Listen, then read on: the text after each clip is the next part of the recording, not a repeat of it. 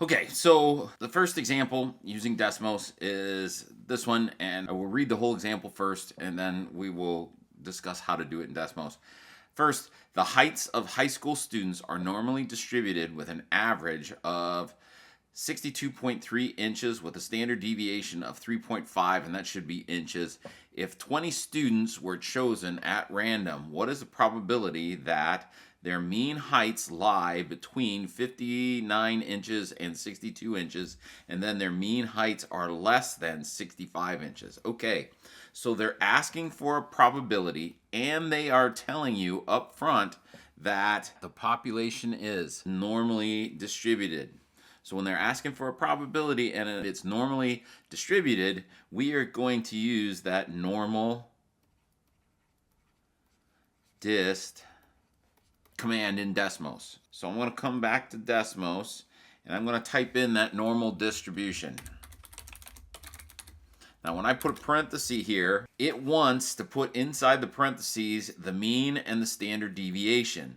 And so when I go back to the definition here, it says that they want the mean is 62.3 inches. So we're going to use that. So 62.3. Now the standard deviation, because we're not using a single person, we're using a sample of 20 people. We no longer use just the standard deviation. We use this standard error. So the standard error of the sample means is going to be the standard deviation divided by the square root of the number of elements in the sample. So in this case, the number of elements in the sample is 20 students. So when I go back to Desmos here, I can either calculate that standard error or I can type it in here and have Desmos do it for me. So since the standard deviation was 3.5, I can type that in, and then to find the standard error, you divide the standard deviation by the square root. So square root of the sample size, which in this case is 20. So now I have set in the mean and the standard error. We want the cumulative probability. So if I go back to here, it says part 1 is going to ask what is the probability that X lies between 59 and 62 inches. So I'm going to come over to Desmos, and we want it to be in between. So we'll do the inner right here, and then we will type in the 59 and the 62. Now, that gives me a probability of 0.351 if I need to go further than that, which I probably should go out to 4. And if I want to see that, I can hit this zoom fit, and that gives me a good idea of what we have. So my answer here, we're going to write 0.3507. And then we want the mean heights that are less than 65 inches. So for number 2, we'll go probability that X is less than 65 inches. And so I want less than. So I'm going to go click it over to left, and I need less than. And so we will type in that 65, and we get 0.9997, which is pretty high probability. 0.9997. That's it. Okay. The average credit card debt carried by undergraduates is normally distributed. So right off the bat, normal dist. With a mean of 3,173 and a standard deviation of $1,120. What is the probability that a randomly selected undergraduate who is a credit card holder has a credit card balance less than $2,700? And then if 25 graduates who are credit card holders are randomly selected, what is the probability that their mean credit card balance is less than $2,700? And then interpret those probabilities. So for the first one, we are only selecting one person at random. For the second group, we are selecting 25 and then calculating the average debt that all 25 of them have.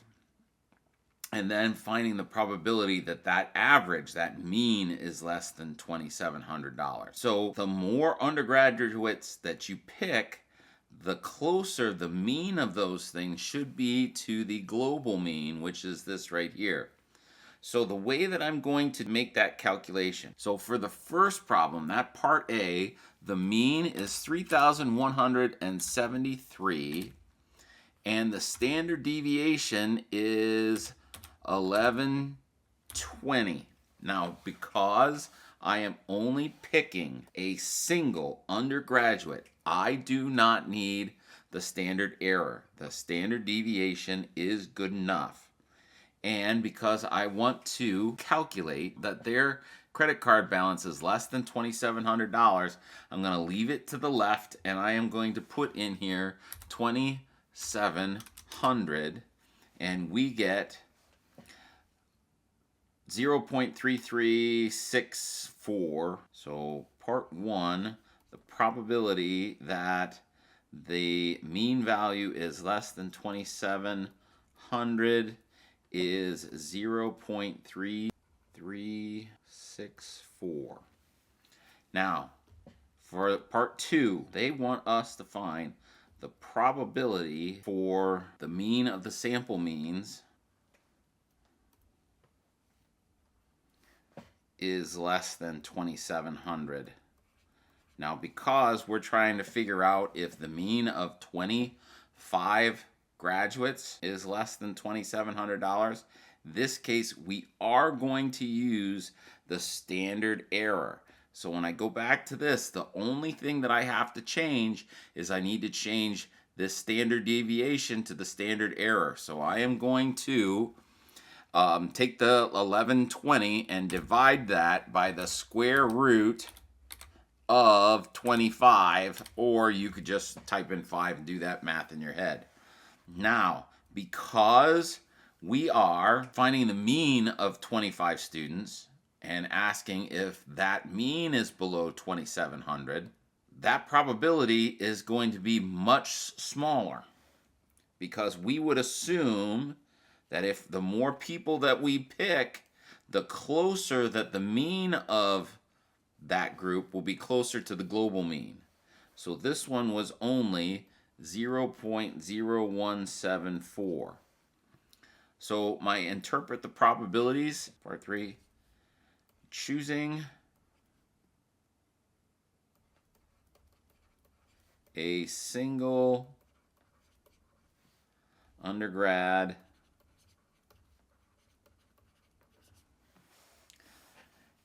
at random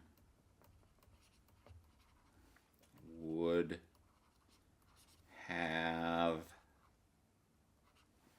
a 33.6% chance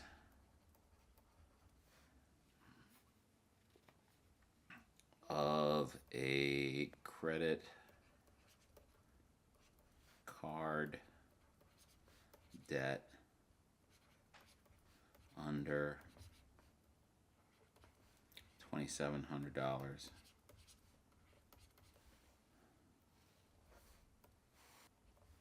And the probability that a sample of 25 undergrads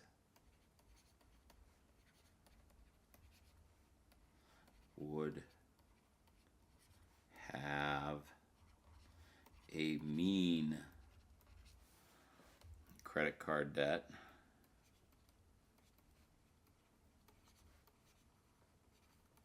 under 2,700 is